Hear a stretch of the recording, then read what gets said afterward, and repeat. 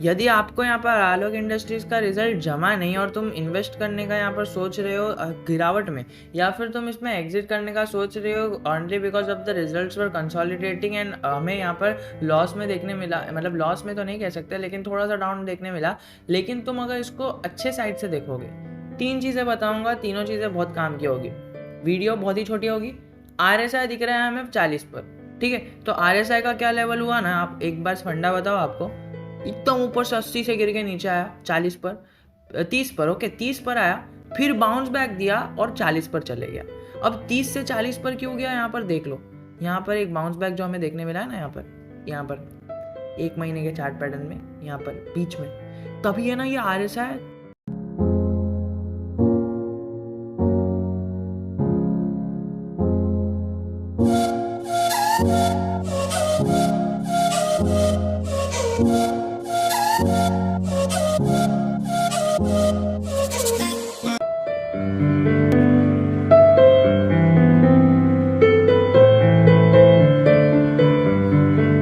पर था, 30 पर से बाउंस बैक होके यहाँ पर 40 पर आ गया RSI की बात कर रहा हूँ, रिलेटिव स्ट्रेंथ इंडेक्स बहुत ही मायने रखता है इन्वेस्टिंग की जर्नी में।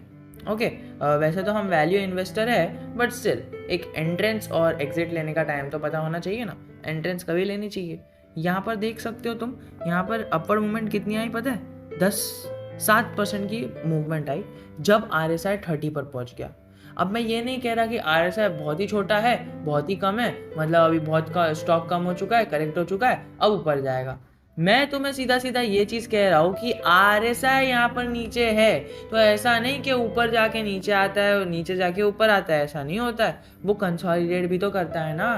यहाँ पर हमें ये पॉइंट लेके चलना है। यहाँ पर मुझे एक कमेंट आया कि RSI बहुत नीचे है, क्या मैं स्टॉक को खरीद लूँ? ऑब्वियसली खरीद सकते हो तुम यहाँ पर स्टॉक को, बट यहाँ पर RSI की वजह से मत खरीदो कि RSI तो यहाँ पर जब 30 पर है, 30 पर यहाँ पर रखा साल रहेगा, क्या करोगे तुम? RSI को यहाँ पर गाली दोगे? नहीं, यहाँ पर हमें देखना ये है कि RSI यहाँ पर नीचे है, बट यहाँ पर कंसोलिडेट हो रहा है। ओके, कंसोलिडेट होगा, वैसे तो अभी हो नहीं रहा है, क्या मूवमेंट होगी ये तो हमें 1-2 हफ्ते में पता चलेगा। बट हमें यहाँ पर देखना ये है कि आलोक इंडस्ट्रीज का जो FIS का स्टेक था ना, वो 1% से भी कम था FIS का। ओके, उन्होंने यहाँ पर 0.90 से 1.30 कर दिया। कितना परसेंट स्टेक बढ़ाया पता है? आधा परसेंट स्टेक बढ़ाया। अब ये आधे परसेंट स्टेक में है ना, हमें यहाँ पर भर भर के करोड़ों में स्टॉक्स यहाँ पर पोर्टफोलियो में ऐड होते हुए दिखे हैं। अब यहाँ पर करोड़ों में पोर्टफोलियो में ऐड होते हुए स्टॉक्स दिखे हैं, तो कोई क्या ऐसा ही है क्या कि यहाँ पर हमें आलोक इंडस्ट्री दिखे, हमने इन्वेस्ट कर दिया? Never. They do research on the stocks, और वो रिसर्च उनकी इतनी एग्जैक्ट रहती है, हमेशा एग्जैक्ट फॉरेन इंस्टीट्यूशन इन्वेस्टर्स की रहती है, only because they have money. पहले तो वो यहाँ पर बड़ी कंट्रीज में रहते हैं जो फाइनेंशियली डेवलप्ड है।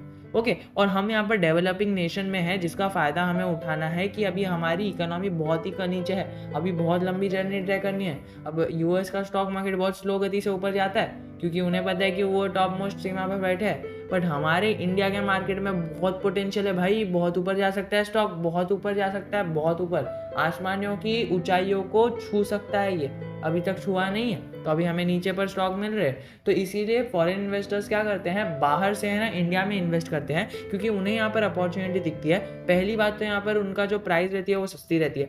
सेकेंड बात, उन्हें दिखता है कि यहाँ पर हमारे स्टॉक मार्केट से इधर यहाँ पर सस्ता है और यहाँ पर ग्रोथ का बहुत चांस है, तो वो लोग अच्छे स्टॉक्स पिक करते हैं। यहाँ पर तो भाई बहुत स्टॉक लिस्टेड है, ऐसे यहाँ पर मतलब फॉरेन में अगर आप देखोगे तो कम स्टॉक लिस्टेड है as compare to NSE BSE। Exact data मैं आपको शेयर कर दूंगा, बट यहाँ पर रिसर्च अगर आपको चाहिए वो शेयर हो जाएगी नेक्स्ट वीडियो में, अगर आपको चाहिए तो कमेंट कर देना। बट बात कर रहे हैं हम फॉरेन इन्वेस्टर ने यहाँ पर जो रिसर्च करके यहाँ पर स्टॉक्स ऐड किए हैं, उसकी वैल्यू भी तो रखनी पड़ेगी ना भाई। अगर तुम यहाँ पर देखोगे, यहाँ पर PE रेशियो शो नहीं हो रहा है, कोई बात नहीं, हम यहाँ पर स्क्रीनर पर देख लेते हैं। हमें यहाँ पर PE रेशियो क्या दिख रहा है? ओके, यहाँ पर भी शो नहीं हो रहा है, बुक वैल्यू नेगेटिव में इसीलिए नहीं हो रहा है। ओके, यहाँ पर देखना है कि कंपनी का जो क्वार्टरली रिजल्ट था ना वो गुड था, एक्सपेक्टेड। किधर से? फाइनेंशियल एक्सपर्ट से। बट रिजल्ट आया कैसे? यहाँ पर हमें नेगेटिव देखने मिल रहा है, मतलब नेगेटिव तो नहीं कह सकते, but still as a consolidatory state. यहाँ पर मैं रिजल्ट के बारे में ऐसा क्यों कह रहा हूँ, आप एक बार यहाँ पर गौर डाल के देखिए। मैं यहाँ पर कहना चाहूँगा कि यहाँ पर जो रिजल्ट आया है क्वार्टरली रिजल्ट, अगर हम यहाँ पर ध्यान दें तो यहाँ पर है ना हमें दिसंबर के क्वार्टर में प्रॉफिट देखने मिला। ओके, क्योंकि यहाँ पर स्टॉक बहुत ऊपर चले गया था, मतलब एक बीच में होता है ना कि यहाँ पर एक महीने या एक अच्छी सेल्स हो गई तो यहाँ पर ऊपर चले गया, फिर वो कंटिन्यू रखने के लिए 35 करोड़ का यहाँ पर प्रॉफिट हुआ, फिर यहाँ पर 98 करोड़ का ऑपरेटिंग प्रॉफिट हुआ। सीधा सीधा मतलब क्या होता है, हमें यहाँ पर है ना सेल्स कम होते हुए देखने मिली है, बट अगर तुम देखोगे ना year on year sales, year on year operating profit बहुत ही इनक्रेडिबल जंप है। यहाँ पर अगर तुम एक क्वार्टर को स्किप भी कर दो ना, ये जो क्वार्टर आया है, तो तुम्हें पता चलेगा कि बहुत ही अच्छा है। और वो क्वार्टर को स्किप भी क्यों करना है, उनकी सेल्स हुई, उन्होंने एक्सपेंस भी बहुत ज़्यादा किया, उन्होंने एक्सपेंस किया और यहाँ पर जो सेल्स और एक्सपेंस बचा फिर 35 बचा। इन्होंने यहाँ पर ये छोड़ लिए, लीजिए आप, इन्होंने सेल्स कम करी है भले ही, लेकिन एक्सपेंस भी कम कर दिया है, जिसकी वजह से यहाँ पर 100 करोड़ का प्रॉफिट आ रहा है। ऑपरेटिंग प्रॉफिट देखना आप सफर हो जाओगे, ओनली बिकॉज ऑपरेटिंग प्रॉफिट वो चीज़ होती है कि बिजनेस कितना कमा रहा है, बिजनेस के कमाने के बाद ही स्टॉक ऊपर जाएगा। यहाँ पर देखोगे रिलायंस इंडस्ट्री का 40 स्टेक है, जो यहाँ पर इसे सब्सिडरी कंपनी बनाती है रिलायंस की।